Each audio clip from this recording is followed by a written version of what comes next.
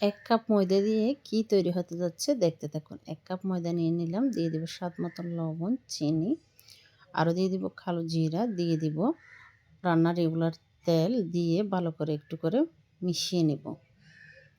যে মিশানো হয়ে গেলে অল্প অল্প পানি দিয়ে শক্ত একটি ডো তৈরি করে নিতে হবে। ডোটা অবশ্যই শক্ত হতে হবে। এভাবে করে ভালো করে একটু ময়ান করে নিব। 10 মিনিট রেস্টে রাখবো। রেস্ট থেকে এটা একদম পারফেক্ট হয়ে গেছে। এটা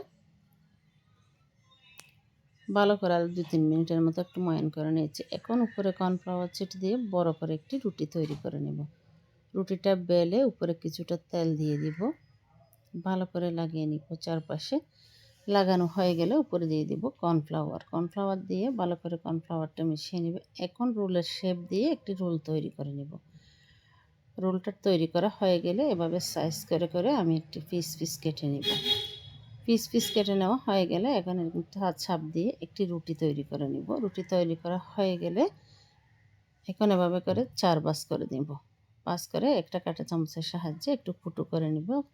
তেল গরম হয়ে আসলে গরম তেলে ছেড়ে দিব। ছেড়ে দেওয়া হয়ে গেলে তৈরি হয়ে গেল মজাদার মুসমুসে নিমকি। বাসায় তৈরি করে নিতে পারেন খুব সহজে।